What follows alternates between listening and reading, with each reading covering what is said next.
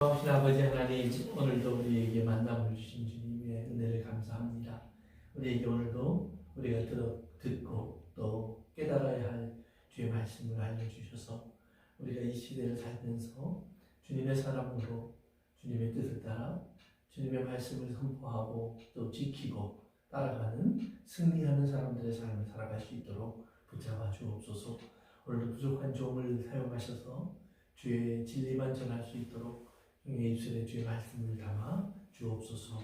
성령님의 역사와 함께 하심을 구하며 예수님의 이름으로 기도합니다.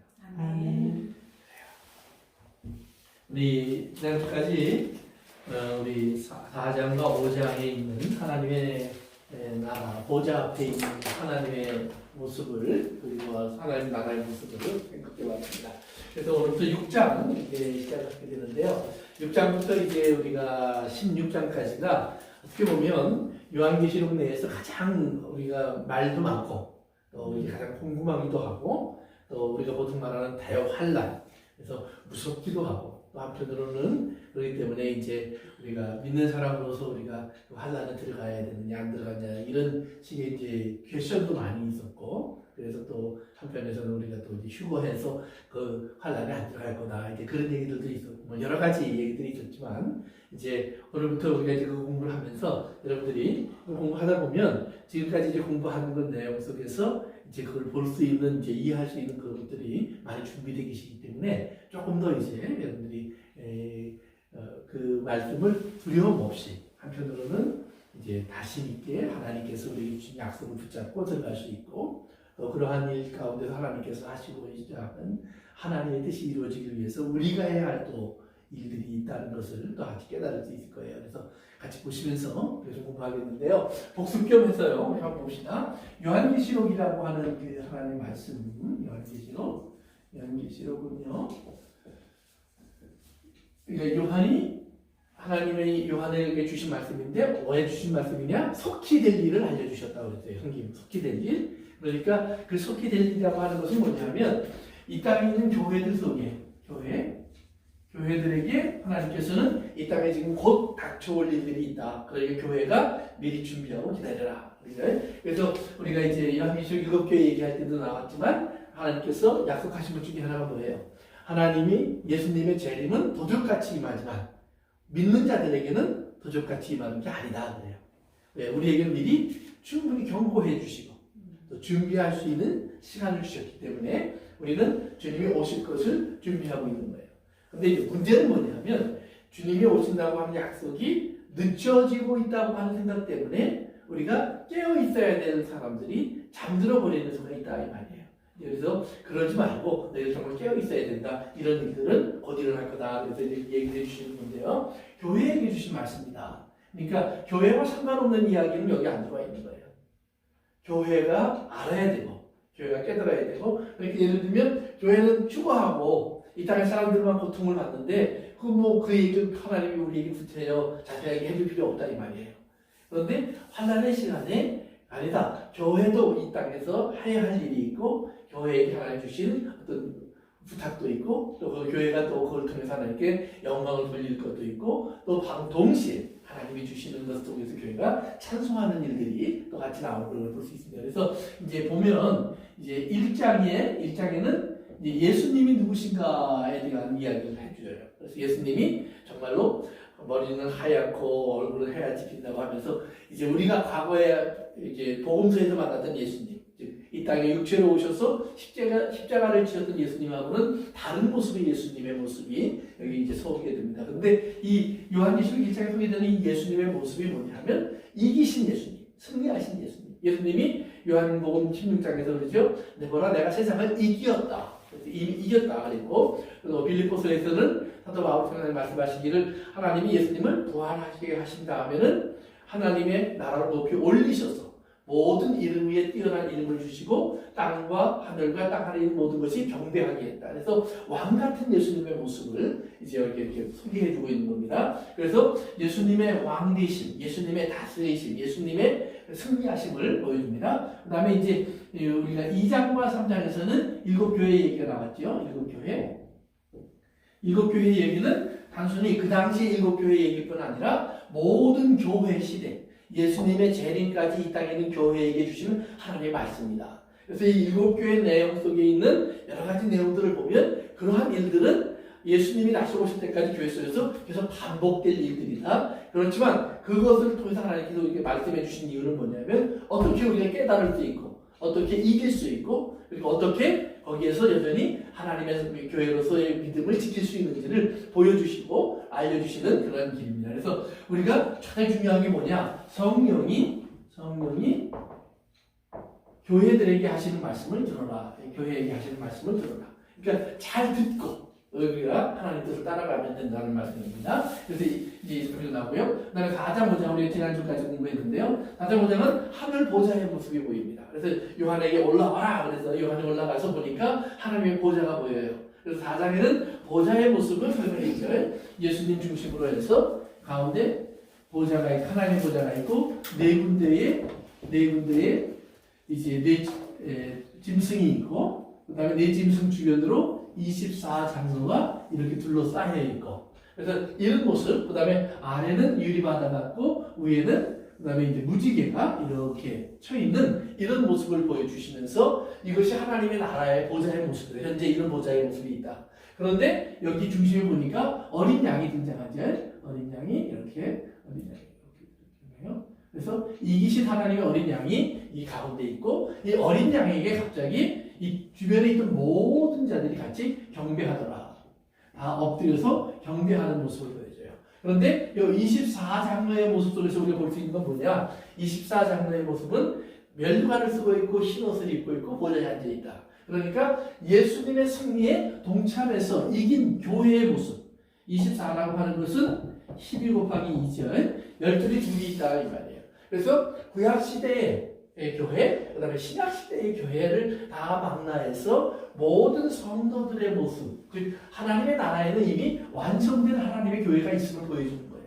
그러니까 이 땅의 교회들은 여전히 씨름도 하고 부족한 모습을 보이고 있지만 하나님의 나라에 궁극적으로 가보니까 교회는 승리한 교회로 이미 하나님의 나라에 와 있던 모습이에요. 그래서 이 땅에 있는 교회들에게 하나님 알려주시는 건 뭐냐면 너희가 이 땅은 지금 이렇게 스트럭을 하고 있고 여러 가지 어려움을 겪고 있고 때로는 넘어져 있고 심지어는 죽은 교회와 같이 되어 있고 그리고 예수님이 떠난 교회처럼 보이지만 그러나 너희가 다시 잘 들어봐라. 그러면 이런 모습이 될 거야. 그러면서 24장도 가지고 있는 흰옷 입은 교회 즉 하나님 앞에 의롭고 순전한 모습을 가지고 있는 교회 또 멸류관 승리한 교회 그리고 보좌에 앉으시는 것, 그 다음에 다시 새 생명을 가지고 왕같은 제사장의 역할을 감당하고 있는 교회의 모습을 보여주고 있다는 말이에요. 그러면서 이걸 통해서 제가 이제 여러분들에게 설명해 드렸던 것이 이스라엘의 광야의 모습. 이스라엘 광야를 지나갈 때 이스라엘은 성막을 중심으로 해서 동서남북 사방에 이제 유다, 에브라임, 루벤, 그다음에 단 이렇게 네 지파를 통해서 이렇게 둘러싸고 있는 이스라엘의 하나님의 진을 둘러싸고 있는 모습인데 이 유다는 사자, 그다음에 에브라임은 송아지, 그다음에 루벤은 사람, 다는 독수리라고 했어요. 그러니까 이 네 천사의 모습이 여기에 이렇게 투영되어 있는 거예요. 이렇게. 그러니까 그러면 이 모습은 뭐냐? 하나님의 보좌의 모습이에요. 교회는 하나님의 보좌의 모습을 그대로 가지고 이 땅에 와 있어요. 그래서 이 땅에서 이스라엘은 하나님의 보좌의 모습을 감당하는 거니까 뭐예요? 이 보좌에 하나님께 영광 돌리는 이스라엘의 모습을 통해서 이스라엘은 하나님의 증인으로 이 땅에 존재하게 되어 있습니다. 그렇지만 이스라엘이 실패하죠. 그리고 예수님이 오셔서 이제 어린 양 예수님이 오셔서 신약교회에서 이제 예수님의 모습이 드러나는데 마태복음, 마가복음, 누가복음, 요한복음을 우리가 마태복음은 왕 같은 예수님이 사자, 그다음에 마가복음은 또 이 재물과 수고하시는 종의 모습 예수님, 그래서 송아지, 그다음에 이제 누가복음은 사람으로 오신 예수님, 루벤, 그다음에 이제 요한복음은 독수리로 상징되는 하나님의 성령의 하나님, 승리하시는 하나님, 이기신 하나님, 영적인 하나님의 복음. 그래서 이 마태, 마가, 누가, 요한복음이 바로 예수 그리스도라고 하는 예수님의 모습을 우리에게 보여주고 있어요.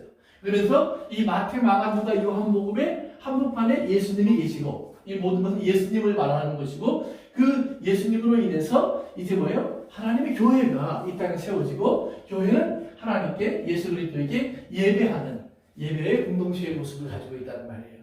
이것이 이제 이런 교회의 모습이 하나님의 나라에서 완성되어 있는 하나님의 모습이고 하나님의 보좌의 모습이고 보좌의 모습이 또한 이 땅으로 동시에 이곳에 왔어. 그러면 이 땅에 있는 이 교회 속에서 뭐냐? 하나님의 이 보좌에서 이루어지고 있는 하나님의 일이 이 땅에서도 이루어지고 있다 이 말이에요.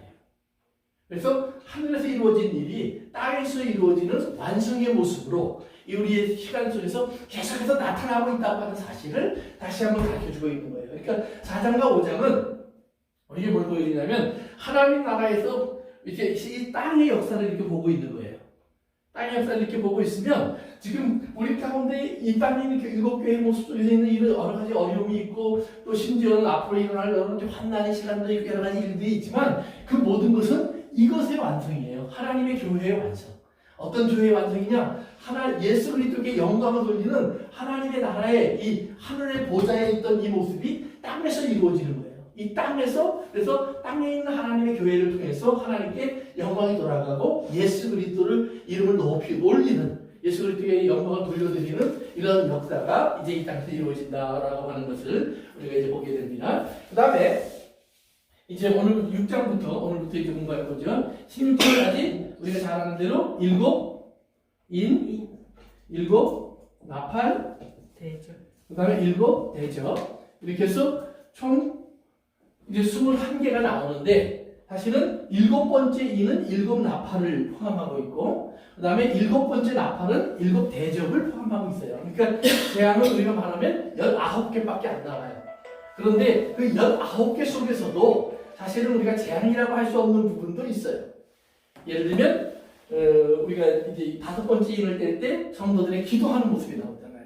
그러면 우리가 그 기도하는 모습 속에서 볼 수 있는 것은 이 땅에 일어나는 임하는 하나님의 심판이 아니라 성도들의 고난이 보이는 시간이에요. 그러니까 우리가 이걸 다 재앙으로만 볼 수는 없고 다 환난으로 볼 수 없고 이러한 과정을 통해서 하나님의 일을 시작해 나갈 때 이 땅에서 하나님이 승리하시고 있는 모습, 예수 그리스도가 승리하고 있는 모습, 그 승리에 교회가 함께 참여해서 주관적으로 예수 그리스도를 이 땅에 선포하고 증거하는 교회로서의 모습이 나타나고 있는 것을 이제 우리에게 보여주는 그런 과정이 나타납니다. 그러니까 앞으로 이거 공부할 내용이니까요. 그 다음에 17장, 18장에 가면 바벨론, 큰 성이라고 되어 있죠. 또는 음녀라고도 부를 수 있는 이 바벨론과 음녀의 멸망의 이야기가 나와요. 그 다음에 19장, 20장에 들어가면 이제 뭐예요? 교회의 승리와 예수님의 이제 우리가 말하는 왕국, 하나님의 왕국의 모습이 등장해요. 하나님이 다스리신다. 10년 동안 왕으로 탄다. 이런 얘기 나와요. 그 다음에 21장과 22장은 완성된 하나님의 나라. 그래서 새하늘과 새 땅의 이야기가 얘기 나와요. 그래서 이런 구조로 되어 있는데요. 우리 다시 이제 우리 오늘 공부할 내용으로 들어갑니다.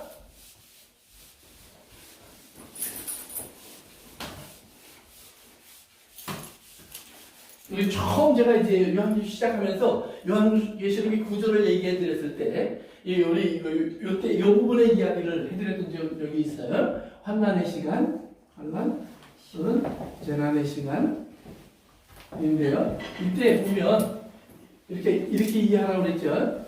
이건 뭐 제가 만든 그림이 아니고 이제 이걸 연구한 사람들의 그림을 내가 따온 겁니다. 그래서 7인이 있어요. 7인. seven seals. 그 다음에 7 나팔이 있어요. 7 나팔. 그 다음에 7 대접이 있어요. 그러면 7인은 우리가 이제 성경을 통해서 보면 6장에 나와요. 6장. 그 다음에 7 나팔은 8장과 9장이에요. 그 다음에 7 대접은 15장부터 16장이에요. 그러면 여기에 6장에서 8장, 9장으로 넘어가는 사이에 뭐가 있어요? 7장이 있어요. 그렇죠? 그 다음에 8장, 9장에서 15장, 16장으로 가기 위해서 여기에 이제 10장, 11장, 그 다음에 또 하나 12장, 14장까지 이렇게 있어요. 그러니까 요런 중간에 이렇게 환란에서 환란으로 계속 넘어가야 되는데 이 중간에 환란에서 환란 넘어가기 중간에 꼭 뭐가 하나 끼어 있단 말이에요. 잠깐만요. 예, 잠깐만. 그렇죠. 정확히 기억하고 계시네요. 그래서 제가 이걸 잠깐만 이렇게 얘기해 드렸죠. 그러니까 6장 6가지 인이 계속 이렇게 두루마리가 이렇게 있는데 둘, 셋, 넷, 다섯, 여섯, 일곱 있죠. 근데 6개까지 떨어지는 거예요. 6개까지 떨어지고 나면 하나님이 요 7번째를 열기 전에 잠깐만 하고 뭐가 등장한다 이 말이에요. 그 다음에 나팔이 이렇게 부는데 나팔이 이렇게 부는데 이제 7 나팔이 부는 거예요. 이게 나팔 같아요? 청소하는 기구 같아요. 네, 오케이. 아무튼, 그래서 파리스랑 비슷하기도 한데, 6번째 나팔까지 불고 나면 또 잠깐만 하고 들어온다 이 말이에요. 7번째 나팔이 바로 나오진 않고 중간에 뭐가 끼어요. 그래서 이 중간에 뭐가 끼인 것이 있다음에 그 다음에 다시 7대접으로 넘어가는 이렇게 돼요. 그런데 7대접은 6번째 끝나고 7번째 넘어갈 때 쉬는 게 없어요. 그냥 다 진행돼요. 왜? 이건 마지막 심판이니까. 그건 완성의 단계니까 이렇게 돼요. 그래서 여러분들이 6장, 7장부터 이렇게 보시면 되는데 7장에는 그런 뭐가 나와 있느냐? 이제 우리가 요거는 다 환란, 뭐 재앙 이런 것들이니까 무서운 얘기들이니까 무서운 얘기들 사이에 잠깐만 낀 걸 보면 7장에 무슨 내용이 끼어져 있느냐? 여기에 끼어져 있는 내용이 뭐냐면 잠깐만 그리고 이 7번째 인을 떼기 전에 먼저 해야 될 일이 있어 그래요. 그 먼저 해야 될 일이 뭐였죠? 하나님의 백성들에게 뭐해요? 인친다. 그렇죠? 그래서 7장에 보면 잠깐만 천사가 얘기를 해요. 그러면서 지금 진행 중지. 그러면서 먼저 할 일이 있어. 이 땅에 있는 하나님의 백성들에게 내가 도장을 찍어야 돼. 그래서 이제 이스라엘의 12부족의 이름이 나오면서 14만 4천 명이 도장을 받는다 그래요. 그 다음에 또 다음에 보니 이렇게 나와요. 이제 앞으로 공부하는 것은 찾지 않습니다. 또 다음에 보니 그러더니 그다음에 뭐라 그래요? 허다한 무리가 나오는데 나라와 그다음에 민족과 방언과 그러니까 온갖 종류의 사람들이 다 나온다 이 말이에요. 그런데 그 사람들은 어떤 사람인가 보니까 다 흰옷을 입고 있어요. 그래서 이 사람들이 누구십니까? 라고 물어보니까 대답을 뭐 어떻게 해줘요? 환란에서 나오는 자들인데 예? 그 환란 가운데 이제 환란이 이렇게 있으면 환란의 시간이 있으면 이 사람들은 환란을 지나서 나오고 있다 이 말이에요. 환란을 지나서 나오는 사람들인데 그럼 어떤 사람들이냐? 예수님의 보혈로 자기의 옷을 빨아서 희게 씻은 사람, 즉 예수님의 보혈의 공로를 의지해서 따라 나온 사람. 그 다음에 7장 뒤에 그 다음에 계속해서 보면 예수님이 저들의 목자가 되어 주셔서 저들을 인도해 주는 사람. 예수님이 생수를 주는 사람. 그리고 장막을 덮어서 지켜주시고 보호해주는 사람들. 그러니까 이게 뭐예요? 여기서 지금 이렇게 환란으로 막 넘어가려고 하는데 예수님이 잠깐만 그러더니 요거 먼저 해야 돼. 왜? 그래서 이 사람들은 내가 지킬 거야. 이 사람들은 내가 붙잡고 있을 거야. 이 사람들에게 내가 양식을 줄 거고 그 다음에 장막을 덮어서 보호해 줄 거야. 그러니까 이 이야기를 먼저 해주시는 거예요. 그리고 나서 이리로 넘어가는 거예요. 그러니까 이리로 넘어갈 때 우리에게 뭘 얘기해 주는 거예요? 걱정하지 마. 너희들은 이런 상태야. 그러니까 너희들은 안심해. 두려워하지 마. 담대해. 나와 함께 하자. 내가 너희 가운데 있을 거야. 그래서 장막을 친다라는 말은 예수님이 우리와 함께 하신다. He dwells among us. 우리 가운데 같이 계신다라는 의미가 돼요. 또 하나는 이것은 또한 동시에 하나님의 성전이 되었다라는 의미가 돼요. 그래서 장막 그러면 우리가 이제 구약에서 나오는 장막 그러면 뭐예요? 하나님께서 이스라엘 가운데 성막을 치시고 아까 우리 이제 그림으로 본 것처럼 그래서 하나님의 성소가 이스라엘 가운데 임했던 것처럼 오늘 지금 이런 일이 진행되는 한복판에 하나님의 장막이 임해서 하나님의 교회를 하나님께서는 이렇게 하나님을 바라보면서 할 수 있는 그 길로 이끌어 가시는 거예요. 그래서 요한계시록 14장에 보면 이제 승리한 교회가 나오는데 이 과정이 지나면서 여기 14장으로 넘어가는데 여기 14장 이제 넘어갈 때 보면 환란에서 나오는 자들이 어떤 자들이냐? 어린 양이 어디로 인도하든지 따라가는 사람. 그러니까 여기서 어린 양이 목자가 되어 주셨는데 여기서 와서 보니까 그들은 끝까지 예수님 따라왔다 이 말이에요. 따라오니까 어떤 사람이 돼요? 하나님의 구원을 노래하는 사람이 되었다. 이제 그렇게 설명이 되는 거예요. 그 다음에 다시 이제 일곱 나팔이 시작되면서 이제 무서운 재앙들이 시작되죠. 막 바다에 떨어지고 뭐 강물에 떨어지고 뭐 이렇게 해서 이제 여러 가지 일들이 이제 벌어지기 시작하는데 그 일들이 벌어지는 그 한복판에서 예수님 6번째가 딱 지나고 나니까 하나님이 잠깐만 또 스톱시키는 거예요. 그러더니 뭐예요? 너희 10장과 11장에 가면 특별한 것이 나와요. 이게 뭐냐면 하나님께서 두루마리를 하나님의 사람에게 먹여주면서 네가 해야 될 일이 있어. 그러니까 여기서는 하나님의 보호, 안식. 그러니까 하나님의 성도들은 안식 가운데 있는 거야를 얘기해줘요. 그런데 여기서는 뭐냐면 하나님의 성도의 교회 사명이 있어. 지금 이 환란 속에 사람들은 정신없이 뭐 어디로 가야 살까, 어디로 가야 피할까 이거 생각하고 있겠지만 성도들은 아니야. 너희들은 그런 걱정하지 마. 내가 너희들에게는 양식도 주고 너희를 보호하고 너희를 지키잖아. 그 대신 너희들이 해야 될 일이 있는데 너희들은 마지막으로 복음을 한 번 더 전해야 돼. 누구에게 전해요? 나라와 백성과 그리고 모든 방언하는 이 땅의 모든 사람들에게 복음을 전해야 돼. 그러니까 여기서 그 모든 사람들이 구원받았다고 얘기했는데 그 모든 사람들이 다시 한번 복음을 선포하는 사람들로 역할을 감당해야 될 것을 얘기해줘요.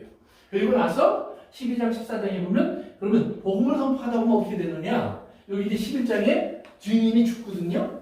복음을 전파하는 사람들이 죽고 부활해서 하늘에 올라가요. 그러면서 요 12장 14장에 주인이 죽고 하늘로 올라가는 그 과정 속에 나타나는 교회와 세상의 전투, 우리가 말하는 큰 싸움이 나와요.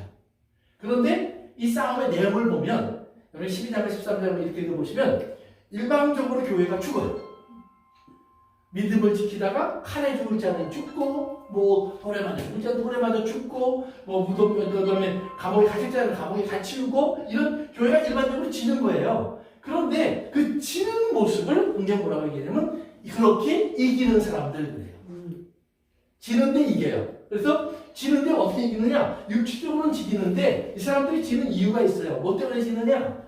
예수 그리스도의 보혈과 그 다음에 하나님의 말씀의 계명을 지키기 위해서 자기의 목숨을 주기까지 끝까지 견디는 사람. 목숨을 주기까지 견디는 사람. 그러니까 그 사람들이 죽였다고 세상은 얘기하지만 하나님의 사람들은 뭐예요? 우리가 목숨을 주기까지 하나님께 경배하는 거예요. 하나님 말씀을. 그래서 아까 우리 하늘 보좌 주변에 이렇게 있는 것처럼 오늘 교회는 이 땅에 이런 환난 속에서도 환난이 세상에서 지금 막 일어나고 있는데 환난 속에서도 교회는 어린 양만 바라보면서 어린 양의 말씀과 어린 양의 보혈과 어린 양의 인도와 어린 양의 부르심에 관심을 두고 어린 양만을 섬기는 교회. 그래서 그렇게 교회는 한편으로 복음을 전파하면서 한편으로는 뭐예요? 승리하는 교회로 이 땅에서 잘 산다는 말이에요. 그래서 그러나 육체적인 사람들은 어떻게 생각할까요? 교회를 보면서 교회는 지금 계속 죽고 또 죽어요. 계속 죽는 교회의 모습이 보여지니까 그들은 교회가 말하는 어린 양에게 오지 않고 뭐예요? 짐승을 섬기는 곳으로 돌아간다 이 말이에요. 세상은.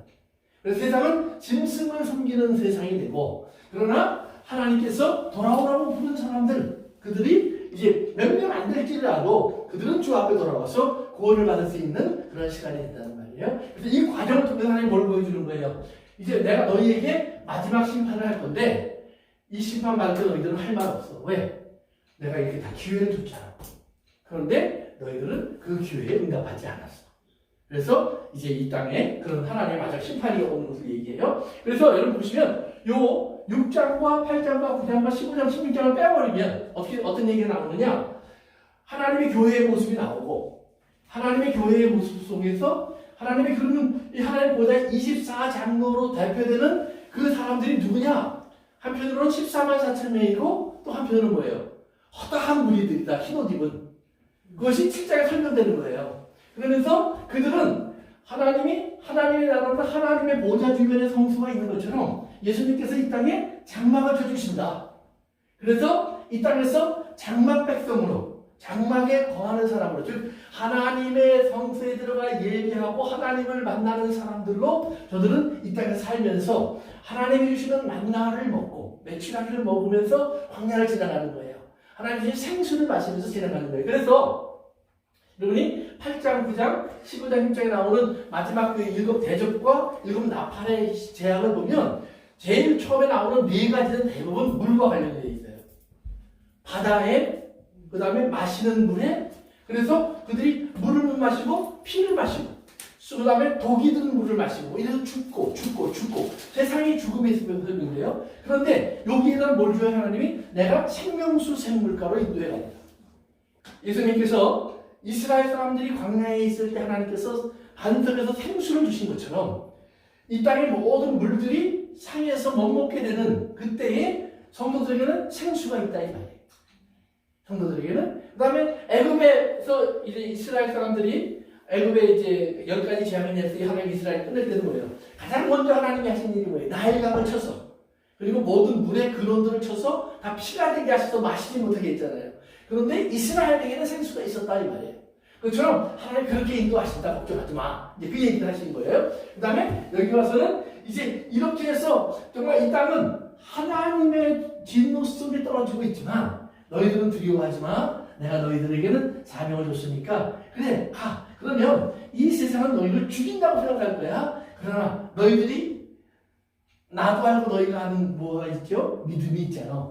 네가 지금 저절로 이 사람들에 의해서 당하는 것이 아니고 죽는 것이 아니라 내 계명을 지키면서 따라가다가 너희들이 거기에서 칼에도 죽고 여러 가지 일로 인해서 죽음을 당하겠지만 걱정하지만 그 죽음 속에서 내가 너희들을 붙잡고 있을 거야. 그 다음에 뭐예요? 그 다음에 첫째 부활이 그 다음에 등장하고 하나님이 등장해요. 그러니까 여기서 보면 요 환난 얘기 빼버리면 하나님은 교회에 걱정하지만 내가 너희와 함께 있어. 너희에게는 사명이 있어. 복음을 전파해야 돼. 그리고 복음을 전파하는 것은 마치 영적인 싸움이야.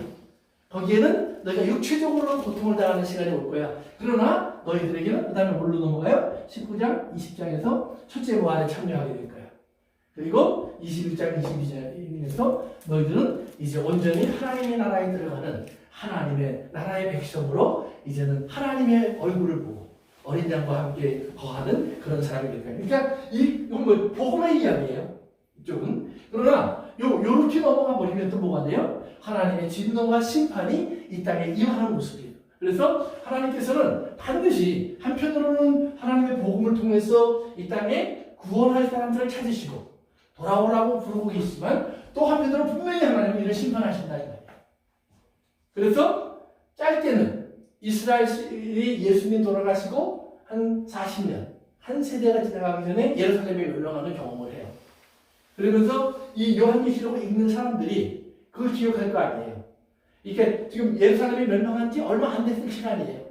한 15년, 20년밖에 안 지났단 말이에요. 그러면 그때의 일을 기억하면서 하나님께서 말씀하신 대로 예루살렘에 정말로 다 무너지고 성전이 남아있지 않고 다 타락해졌구나. 그때 그러나 하나님께서는 우리에게 말씀하셨던 것처럼 그런 일이 있었구나. 그런데 정말 세상은 자꾸 뭐예요? 또 다른 군대를 모으고 또 다른 힘을 모으고 또 다른 능력을 모아서 자꾸 하나님을 대적하는 일을 하는구나. 그러면서 우리가 그러면 여기서 어떻게 할까? 우리는 이 하나님의 약속을 믿고 하나님이 주신 사명을 감당하면서 우리가 믿음의 전쟁에서 승리해서 하나님이 약속하신 곳으로 들어가자. 그러면 반드시 하나님은 이 땅에 지금 우리를 짓밟고 있는 로마, 그것은 바벨론이라고도 얘기를 하는데요. 그 이유는 뭐냐면 예루살렘 성전을 파괴한 제국은 두 군데밖에 없어요. 바벨론하고 로마. 그래서 바벨론과 로마를 같이 이렇게 이야기하는 거예요. 그래서 그 당시에 로마라고 얘기하면 어떤 분들은 그런 얘기를 해요. 로마라고 얘기를 하면 로마 황제에 의해서 아마 교회가 굉장히 핍박을 받았을 것이다. 그런데 로마를 상징하는 과거의 제국 바벨론이라고 칭하면서 그걸 일부러 숨겼지 않았을까 그렇게 얘기를 해요. 근데 모르겠어요. 하나님이 이렇게 째째하게 일부러 숨기려고 하셨는지 아니면 구약에 나오는 바벨론의 이야기를 통해서 우리에게 너희들이 이 이야기를 읽을 때는 구약에 나오는 바벨론의 이야기를 기록해. 그들이 어떻게 성전을 멸망시켰지? 그리고 왜 성전을 멸망시킬 수 있었지? 그리고 그 결과가 무엇이었지? 알려주잖아요. 그 결과 속에 두 가지 나오죠. 하나는 이스라엘의 죄를 심판하고 하나는 뭐예요? 나머지를 구원하시고.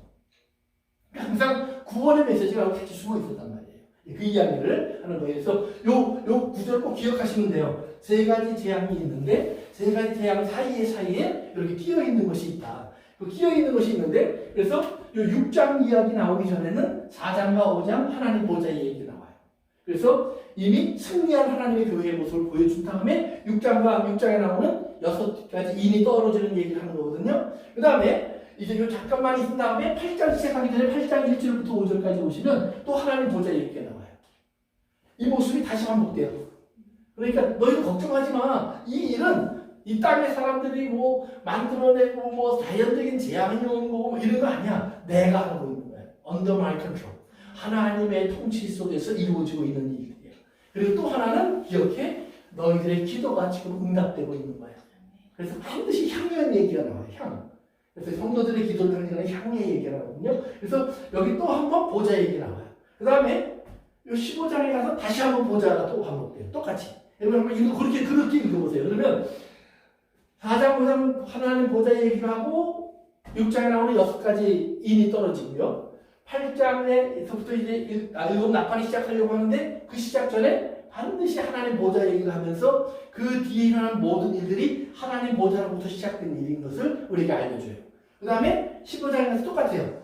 똑같이 하나님의 보좌에서 시작되는 하나님의 일인 것을 다시 한번 하나님 보좌를 주변에 있는 모습을 보여주고 찬양 소리를 들려주고 그리고 하나님께서 하시는 일을 우리가 감사하고 기쁨으로 바라볼 수밖에 없는 이유를 만들어준 다음에 16장에 이제 넘어가서 재앙이 이 땅에 임하는 거예요. 예, 그런 내용들을 여러분이 기억해 주시면 됩니다. 그래서 오늘 이제 염두에 두면서 오늘은 이제 6장에 나오는 이야기를 좀 하겠습니다. 그동안에 조금 천천히 진도를 나가서 오늘 조금 빨리 나가는 겁니다. 6장에 나오는 얘기를 해주는데 우리 6장으로 갑시다. 요한계시록 6장. 우리 1절부터요 8절까지만 오늘 한번 읽을까요? 6장 1절부터 8절이요. 찾으셨으면 한번 같이 읽습니다. 시작. 내가 보면 어린 양이 일곱인 중에 하나를 대시는데 그때 내가 들으니 내 생물 중에 하나가 우레소리로 같이 말하되 오라 하기로 이에 내가 보니 흰 말이 있는데 그 탄자가 활을 가졌고 멸류관을 받았고 나가서 이기고 또 이기려고 하더라. 둘째 이를 떼실 때에 내가 들으니 둘째 생물이 말하되 오라 하니 이에 다른 붉은 말이 나오더라. 그 탄자가 허락을 받아 땅에서 화평을 취하여 버리며 서로 죽이게 하고 또 큰 칼을 받았더라. 셋째 이를 떼실 때에 내가 들으니 셋째 생물이 말하되 오라 하기로 내가 보니 검은 말이 나오는데 그 탄자가 손에 저울을 가졌더라. 내가 네 생물 사이로 나는 듯한 음성을 들으니 이르되 한 데나리온에 밀 한 대요 한 데나리온에 보리 석대로다. 또 감람류와 포도주는 미치지 말라 하더라. 넷째 인을 떼실 때에 내가 넷째 생물의 음성을 들으니 말하되 오라 하기로 내가 봄에 청황색 말이 나오는데 그 탄자의 이름은 사망이니 음부가 그 뒤를 따르더라. 그들이 땅 4분의 1의 권세를 얻어 검과 흰년과 사망과 땅의 짐승들로서 죽이더라. 아멘. 아멘. 그래서 이제 첫째부터 네 번째까지 1부터 네 번째까지 인의 얘기가 있고요. 그 다음에 이제 그 뒤에 보면 다섯 번째, 여섯 번째 인의 얘기가 있고요. 그 다음에 이제 일곱 번째 인이 나오는데요. 이제 재앙을 여러분들이 보실 때 항상 4, 2, 1의 구조로 되어 있어요. 넷, 둘, 하나. 넷, 둘, 하나. 그래서 이제 일곱 나팔에 가서도 보시면 앞에 네 개는 이 땅에 일어나는 자연 재난과 비슷한 이야기들이 나와요. 뭐 바다의 이야기, 물의 이야기 또는 뭐 하늘의 어떤 별들의 이야기 뭐 이런 얘기들이 나오는데요. 그다음에 나머지 두 개의 이야기 속에는 전쟁의 이야기 그리고 그다음에 이제 그 죽음을 만들어내는 좀 특별한 어떤 그 영적인 어떤 특별한 사건들이 벌어져요. 그다음에 마지막 일곱 번째는요. 그 다음에 시작된 일곱 나팔, 그 다음에 시작된 일곱 대접을 품는 이야기가 나와요. 그래서 대신에 일곱 대접 다음에는 없으니까 이제 그 이상은 안 나오는데, 그래서 마지막 일곱 번째 인이 떨어지면 일곱 번째 인은 일곱 나팔로 넘어가고, 일곱 번째 나팔은 일곱 대접으로 넘어가요. 그러니까 이 일곱 번째는 다음으로 넘어가기 위한 준비 과정이에요.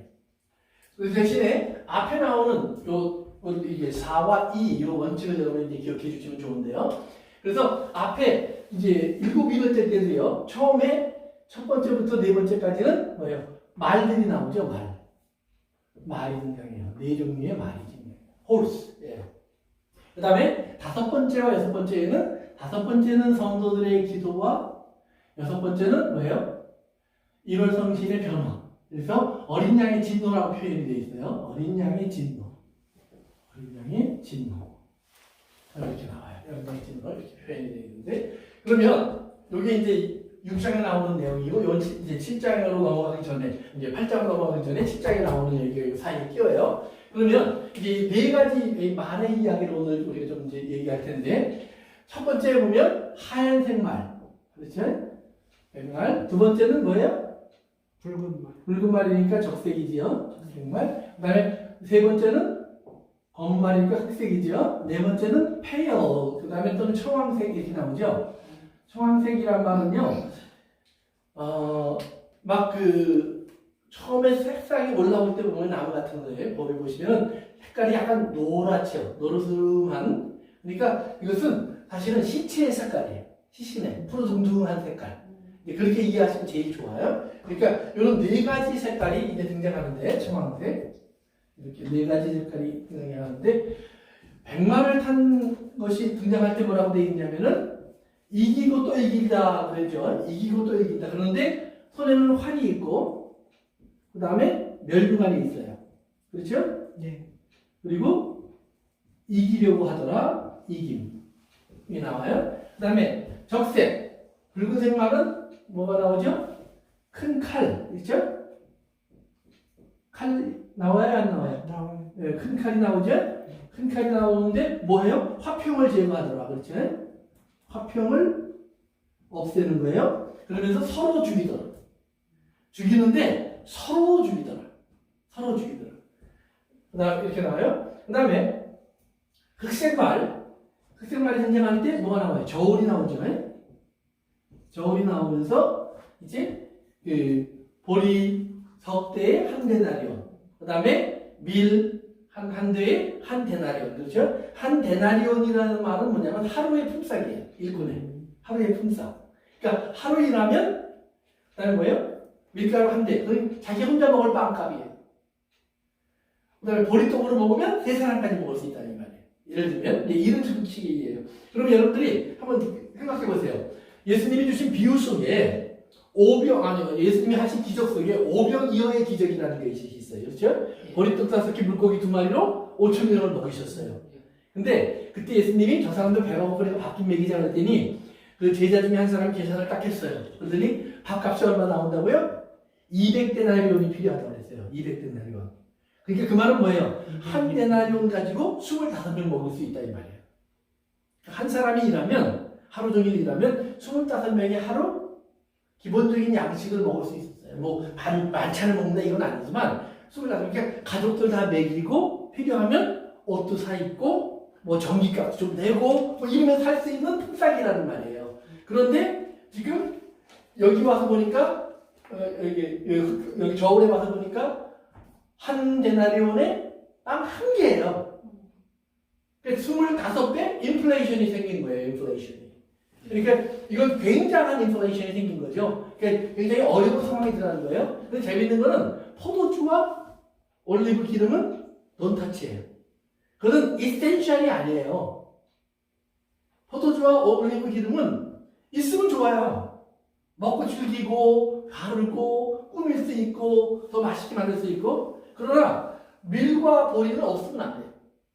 그러니까 꼭 있어야 되는 거는 없고 없어도 뭐 되는 것 그거는 더 풍요해요. 다른 말로 말하면 부자는 더 부자가 되고 가난한 사람은 더 가난해진다는 말이에요.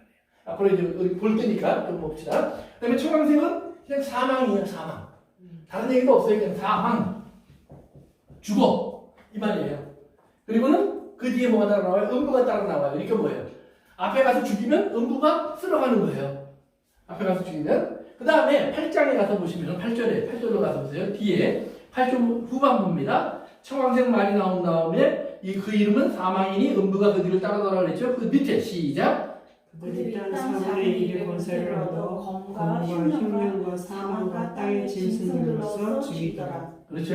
그런데 요 네 마리의 말 이걸 전체를 그들이 그렇게 하는 거예요. 근데 요 말이 아니라 말에 타는 사람들이에요. 사실은 말에 타는 사람들. 요것을 그들이 그랬어요. 그들이 땅의 4분의 1의 권세를 받았어요. 그리고는 칼, 또 뭐예요? 기근, 또 뭐예요? 흉년. 흉년, 흉년이 기근이죠. 또 사망, 또 짐승. 권세. 그렇죠. 짐승. 요 네 가지의 재앙이 등장해요.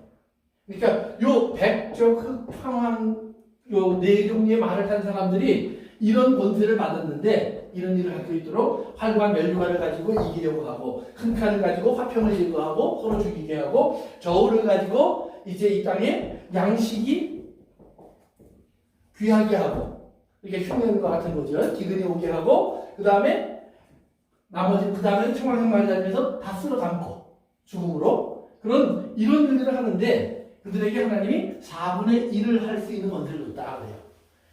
그 다음에 일곱 나팔에 가서 보시면은요 다음에 나오는 것은 3분의 1의 권세를 줬다 그래요. 그러면 우리가 이제 생각할 때 4분의 1이면 10명이 있으면 2명 반이라는 얘기인가 3분의 1이면 9명이 있으면 3명이라는 얘기인가 물론 그렇게 생각하셔도 돼. 숫자적으로 따져서. 그러나 이거는 그렇게 넓은 지역에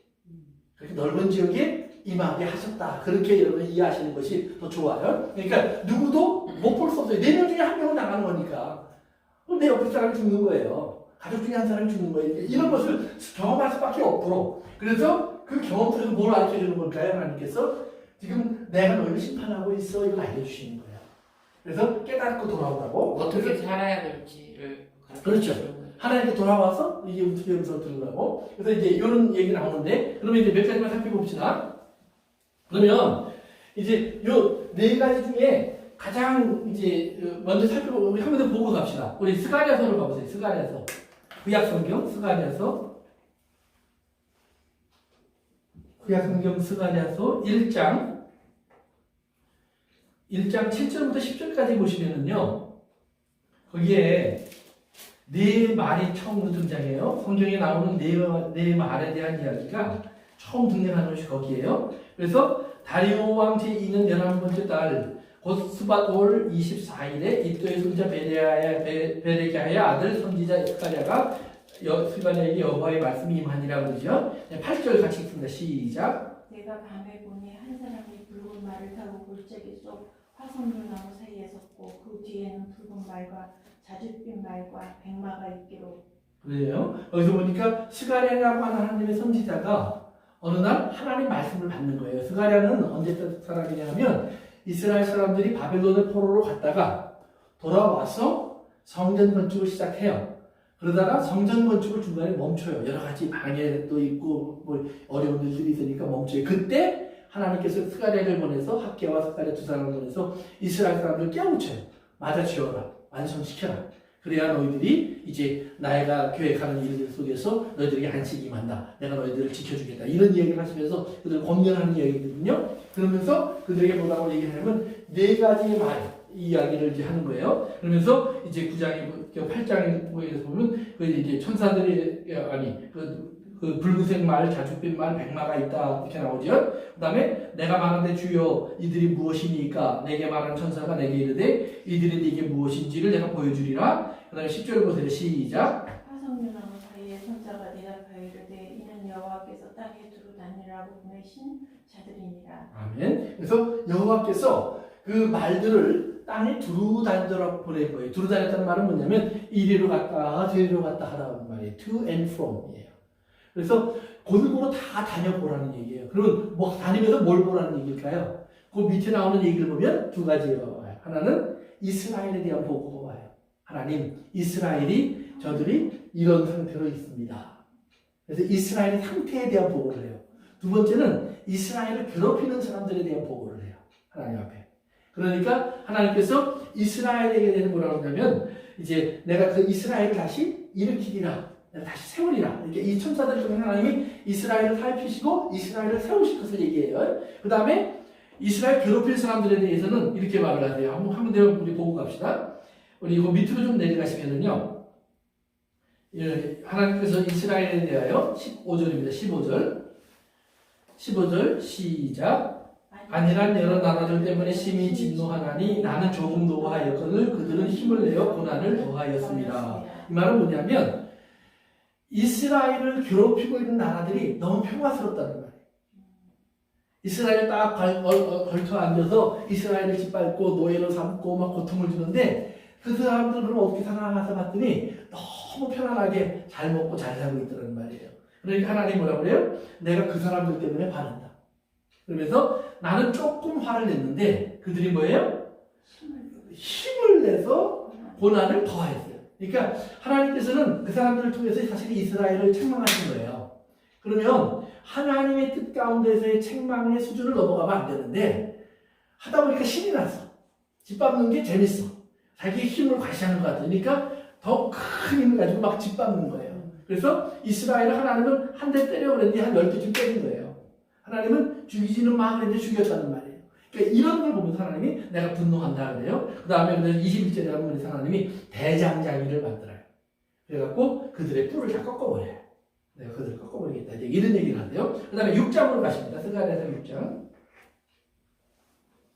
스가랴서 6장으로 가십니다. 1절에 보면 또 내가 눈을 들어본 즉 네 병거가 두 산 사이에서 나오는데 그 산은 구리산이라. 그래서 이제 하나님이 심판하시는 또는 하나님의 보좌가 있는 산, 그것을 구리산 이렇게 표현을 한 거예요. 이렇게 구리라고 하는 것은 스가랴서는 뭐예요? 말라기서 앞에요. 말라기서 앞에 있어요. 스가랴서는 구약 맨 뒤에 나오는 성경이 말라기서 그 바로 앞에가 스가랴서입니다. 6장에 보시면 그래서 1절에 그래서 구리산이라는 말은 예수님의 모습 속에서도 여러분 구리가 있었죠. 빛난 주석과 같고 다리에서 막 그러니까 그런 예수님의 권위, 예수님 흔들리지 않는 모습 또는 심판하는 엄한 모습 이런 것을 성경가들이 구리 또는 청동 이런 걸 표현을 한단 말이에요. 근데 2절에 보면 네 병거가 나온다고 그랬는데 병거를 끄는 말들이 나와요. 첫째 병거는 붉은 말들이, 둘째 병거는 검은 말들이, 셋째 병거는 흰 말들이, 넷째 병거는 아름지고 건장한 말들이 예비되었더라. 그래서 말들이 나왔는데 그 다음에 5절 가서 봅시다. 시작. 천사가 대답하여 이르되 이는 하나님의 내 바람인데 온 세상의 주 앞에서 있다가 나가는 것이라 하더라. 그래요? 그러면서 이 네 종류의 말이 끄는 병거가 나가요. 그러니까 말 타고 나가는 것도 물론 이제 우리가 그 어떤 승리한 사람들 또는 군사의 모습, 뭐 이렇게 정복자의 모습 이런 모습이잖아요. 그런데 거기다 병거 그러는 거예요. 최첨단 무기 그 당시로는 오늘날로 말하면 마치 그 기동대예요. 기동대. 그러면서 거기다 무기도 많이 싣고 그래갖고 그냥 탱크처럼 아틀레리처럼 막 화살도 쏘고 마음대로 싸울 수 있는 그런 무기잖아요. 최신식 무기. 근데 그런 무기와 같은 것을 가지고 그 다음에 네 말이 나가는 거예요. 근데 네 말을 성경 뭐라고 표현했어요? 하늘에 네 바람이다. 하늘에 네 바람이다. 그러면 이제 여기서 이제 우리가 몇 가지 좀 생각해 봅시다.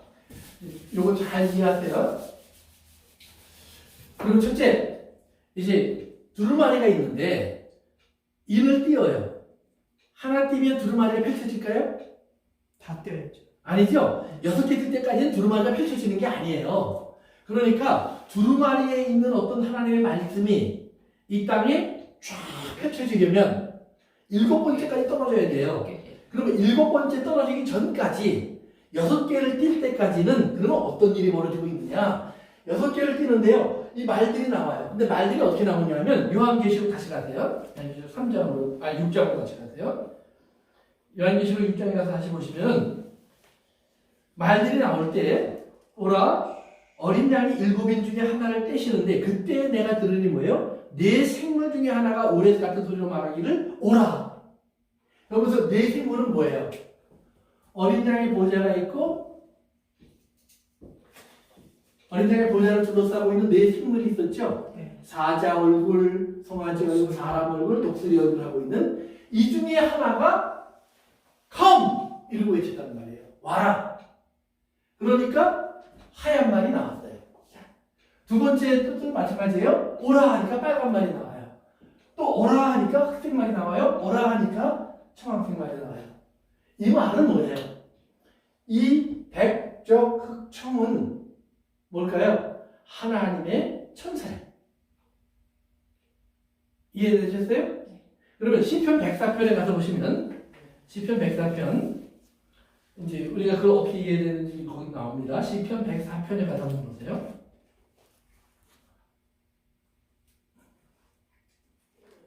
3절에 보시면 물에 자기 누각의 들보를 얹으시며 이렇게 하나님이 거하시는 곳에 이제 기초를 얻는다는 말이에요. 그 다음에 구름으로 자기 수레를 삼으시고 바람 날개로 다니신다 그랬어요. 그러니까 하나님의 보좌는 이런 모습으로 운행하고 계시다 이런 의미예요. 그 다음에 4절 시작. 바람을 자기 사신으로 삼으시고 불꽃으로 자기 사역자를 삼으시며 그러죠. 보세요. 바람을 자기 사신으로 삼으시고 이렇게 바람이 하나님 천사라는 말이에요. 하나님 천사예요. 불꽃도 하나님의 천사라는 말이에요. 거기서 사역자, 사자 다 천사라고 이해하시면 되는 거예요. 그러니까 하나님이 사용하시는 하나님의 나라의 천사들의 모습은 메신저의 모습도 있고 또 뭐예요? 플레임의 불꽃의 모습도 있다 이 말이에요. 근데 그걸 가지고 뭘 하느냐? 땅에 기초를 놓기도 하고 흔들리지 않게도 하셨다 이 말이에요. 그 뒤에 나오는 여러 가지 일들이 계속 나와요. 그래서 하나님이 하나님의 일을 하실 때 하나님은 이렇게 천사들을 동원해서 일을 많이 하시는 거예요. 하나님의 일을 하실 때. 그래서 하나님께서 이제 어린 양이 7인을 떼시는데 그건 뭐예요? 알파, 처음 창조 때에 시작하신 하나님의 일을 이제 완성하시는 단계거든요. 그 완성하시기 위해서 뭐예요? 하나님께서 다시 한번 천사들을 총동원하시는 거예요. 한편으로는 뭐예요? 하나님의 교회가 지금 하나야 될 일이 있어요. 그런데 하나님의 교회가 일을 하기 위해서 이 땅의 모든 환경과 하나님의 역사의 모든 흐름을 주관하기 위해서 하나님이 특별한 간섭할 때가 됐다는 말이에요. 그 간섭을 위해서 하나님이 내 생물, 보좌를 둘러싼 내 생물을 하나님이 통해서 나오라니까 이거는 사자의 익스텐션이란 말이에요. 송아지에게서부터 나온 거예요. 덕들이로부터 나온 거예요. 사람으로부터 나온 거예요. 그러니까 그 특성들을 가지고 하나님 보좌를 둘러싸고 있는 불꽃과 같은 역사 또는 하나님 보좌를 둘러싸고 있는 찬양과 말씀으로 하나님을 이루는 하나님의 천사들의 권능을 가지고 이 땅에 나와 있는 거예요. 그래서 7장으로 가보세요. 요한계시록 7장 이 일 후에 내가 보니 네 천사가 땅 네 모퉁이에 선 것을 보니 땅의 사방의 바람을 붙잡아 바람으로 하여금 땅이나 바다에나 각종 나무에 불지 못하게 하더라. 그렇죠? 그러니까 지금 이 네 천사를 하나님이 백적 흑청황색 보냈는데 이 세상에 이렇게 있다면 이 세상의 모퉁이마다 세워놓으셨다는 거예요. 그래서 어느 순간인가 바람을 부는 거예요. 그러면 하나님의 바람을 한번 생각해 보세요. 우리 시간이 없으면 충분히 못했겠네. 생각해 보세요. 하나님이 노아 시절에 홍수가 났어요. 근데 홍수가 난 다음에 물을 싹 물러가게 할 때 뭘 사용하셨죠? 바람을 불어주셨죠. 홍해 바다가 가로막고 있었어요. 하나님이 어떻게 바다를 여셨죠? 바람을 보내서 바다를 여셨어요. 메뚜기 떼가 애국을 덮쳐올 때도 바람으로 몰아오셨어요. 또 메뚜기 떼를 제거할 때도 바람으로 불리셔 주셨어요. 또 이스라엘에게 하나님이 메추라기를 보낼 때도 바람으로 불러주셨어요. 그러니까 바람은 뭐 여러 곳에 성경 아주 많은 곳에서 계시록이나 그 여러 가지 예언서들에 가서도 보면 하나님께서 심지어는 이스라엘을 괴롭히기 위해서 보내시는 제국 바벨론도 바람이에요. 페르시아도 바람이에요. 히랍, 그리스도 바람이에요. 로마도 바람. 그러니까 하나님이 때로는 그런 바람으로 쓰시고 회오리 바람 같은 바람도 있고 태풍 같은 바람도 있고 때로는 동풍이 불어와서 하나님의 은혜를 갖다 주기도 하고 서풍이 불어와서 비를 내려주기도 하고 그러니까 하나님이 바람을 여러 가지로 사용하세요. 마지막에 하나님이 교회 시대에 와서는 하나님의 바람 소리가 슉 들리더니 뭐예요? 하나님의 성령이 하나님의 교회를 찾아와요. 하나님 사람들에게. 그러니까 바람은 한편으로는 뭐예요? 하나님의 큰 권능을 가지고 심판과 파괴의 역사를 해요. 또 한편으로는 하나님의 큰 바람은 뭐예요? 성도들에게는 하나님의 위로와 안식과 격려의 역할을 해요. 그래서 그런 역할을 해주는 거예요. 그래서 이 네 바람이 네 모퉁이를 붙잡고 있는 거예요. 그래서 그 다음부터 보시면 여러 군데서 네 천사의 얘기가 나와요. 그래서 이런 개념을 여러분 이해해 보시면 됩니다. 그래서 그러면 이 네 천사에게 하나님께서 7장에 보시면 잠깐 바람 불지 마라는 말은 뭐예요? 아직 환난을 보내지 마 그 말이죠. 왜? 하나님의 사람들을 먼저 도장 찍어야 돼. 그러니까 얼마나 귀한 말인지 몰라요. 그러니까 이 네 말을 하나님께서 보내셨던 말은 뭐냐면 디플로이먼트예요. 이렇게 여러분 어떻게 전쟁을 하려면 먼저 뭘 하죠? 군대를 배치하죠. 곳곳에. 그래서 이제 어느 몇 시간이 되면 일제 공격을 하든지 또는 적군이 들어오는 걸 수비를 하든지 하기 위해서 다 자기 자리를 지켜야 돼요. 그래야 전쟁이 일어났을 때 그 진을 만들고 싸워서 이긴다는 말이에요. 그처럼 각자의 역할을 다 배치해 놓으시고 하나님이 마지막 환난의 시간을 이끌어갈 천사들을 준비시켜 놓으시는 거예요. 그러니까 일을 뗄 때마다 앞으로 이게 다 펼쳐지면 해야 될 일이 있어요. 네 천사가. 그래서 그 네 천사가 해야 될 일을 하기 위해서 자기 자리로 다 가서 있는 거예요, 지금. 그래서 하나님이 쭉 보내셔서, 그런데 그 천사들에게는 뭐예요? 하얀색에서는 멸류관과 이제 화살 얘기가 나오면서요. 이기고 또 이기더라. 하얀색. 그 다음에 멸류관. 이러니까 무슨 생각을 하냐면, 이건 그리스도일 수도 있겠다. 그런 말을 해요. 왜? 이기는 거는 예수님이니까. 흰색은 거룩한 거니까. 뭐 이렇게 생각도 해요. 그러나 우리가 이 네 가지를 이렇게 보면서 요거만 예수님이고 다른 말들은 예수님이 아니면 이게 일관성이 없는 거예요. 그렇게 보시는 사람들도 있지만, 그럼 우리가 전체적으로 와서 네 말은 다 하나님의 마지막 환난의 시대에 하나님의 심판을 진행할 하나님의 천사들로 보는 것이 맞고, 그렇다면 요 흰색과 요런 모습은 뭐냐? 요 예수님 이미테이트. 예수님 흉내내기. 이게 사단은 예수님 흉내내기 잘한다 이 말이에요. 그래서 나중에 보면 짐승이 올라올 때도 짐승의 머리에 다 관을 쓰고 있다고 그랬잖아요. 짐승도 다 그렇게 해요. 그러니까 짐승도 능력을 발휘하고 짐승도 그런 것처럼 그런 모습이 아닐까 우리가 생각해 본다는 말이에요. 그러면 어떤 걸 생각해 볼 수 있냐면 그 당시 돌아가 보세요. 그 당시에 로마가 곳곳에서 전쟁을 하고 있어요. 사방에서. 그런데 한편에서 또 로마의 대적들이 이렇게 많이 일어나요.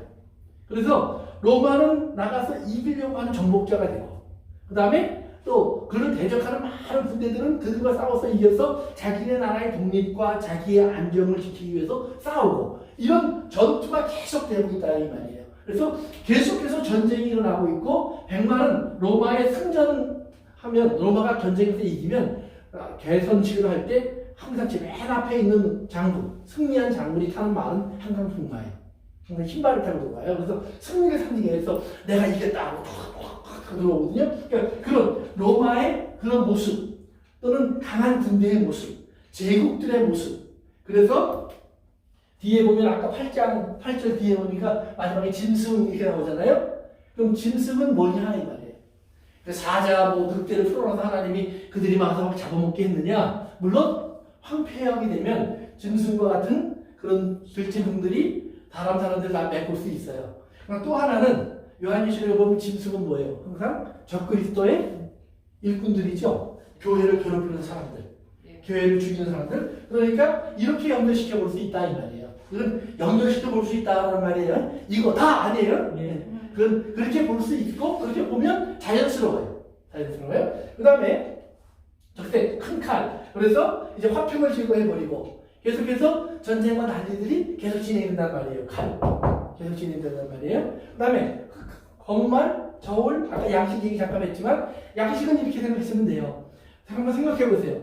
요셉 시절에 요셉이 애굽에 가서 바로의 이제 꿈을 해석하고 도와줬잖아요. 그때 흉년이 왔어요. 그렇죠? 네. 그런데 요셉이 어떻게 해요? 양식 구하러 오는 사람들에게 처음엔 돈을 다 걷어들이고, 그 다음에 땅 다 걷어들이고, 가축 다 걷어들이고, 그들을 다 종사를 삼잖아요. 그러니까 양식 때문에 흉년이 오면 가난한 힘없는 애들은 망하는 거예요. 그런데 힘 있는 자는 승리해요. 근데 재미있는 거는 그 똑같은 흉년에서 야곱과 그의 자녀들은 어떻게 돼요?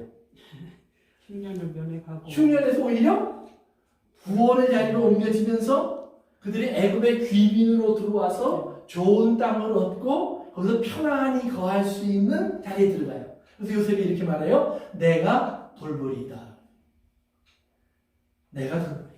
그러니까 똑같은 흉년인데 하나님의 백성에게는 뭐가 돼요? 구원이 돼요.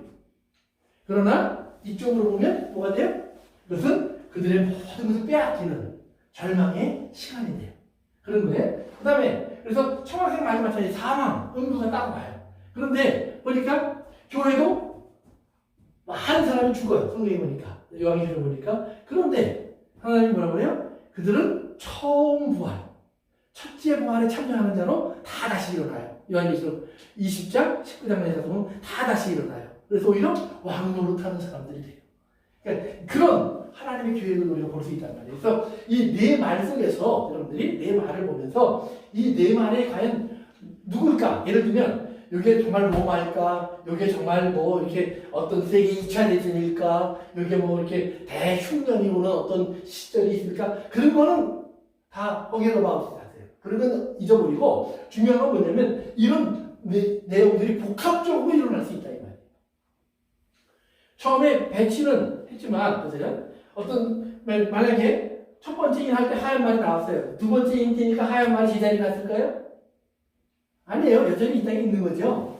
그러니까 다 디플로이먼트가 돼서 다 배치가 된 다음에 그 다음에 이제 이 하얀 말, 빨간 말, 그 다음에 흑색 말, 청황색 말이 다 배치가 돼서 언제든지 주님의 명령만 있으면 말씀만 있으면 이제 행동 개시예요. 그러면 그들의 행동이 움직여지면 한번 보세요. 우리 한 군데 봅시다. 문제 봅시다.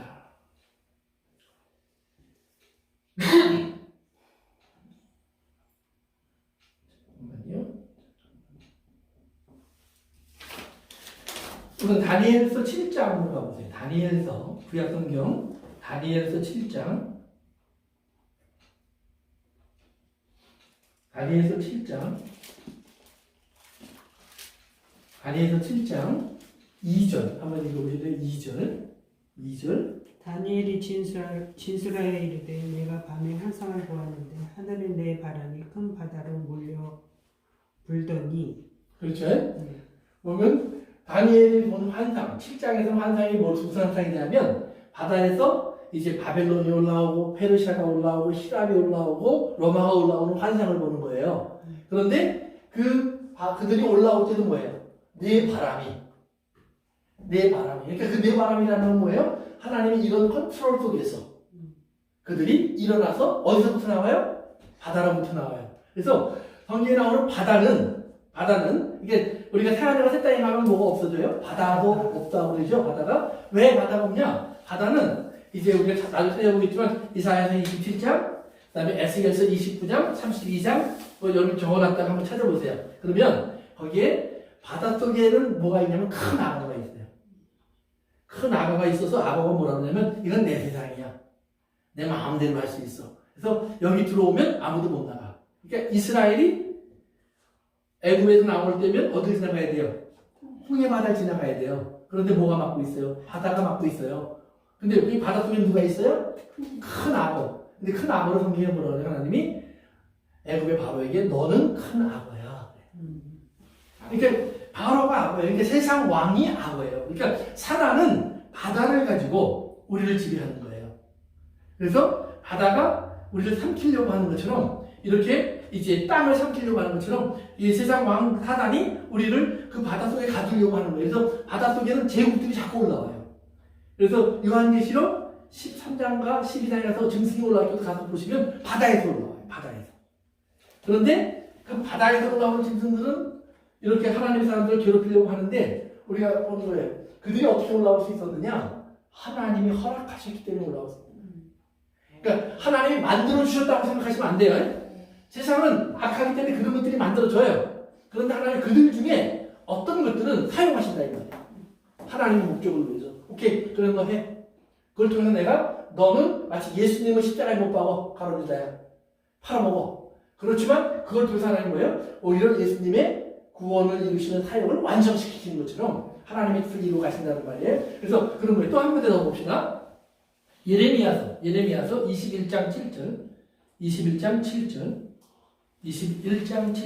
예레미야서 21장 7절. 예레미야서 21장 7절. 우리 21장 7절 예레미야서 다니엘서 앞으로 가시면 됩니다. 다니엘서 앞으로 가시면 됩니다. 제가 읽을게요. 여호와의 말씀이니라. 그 후에 내가 유다 왕 시드기야와 그의 신하들과 백성과 및 이 성읍에서 그다음에 전염병과 칼과 기근에서 남은 자들을 바벨론 느부갓네살 왕의 손과 그들의 원수의 손과 그들의 생명을 찾는 자들의 손에 넘기리니 그가 칼날로 그들을 치되 측은히 여기지 아니하고 긍휼히 여기지 아니하며 불쌍히 여기지 아니하리라.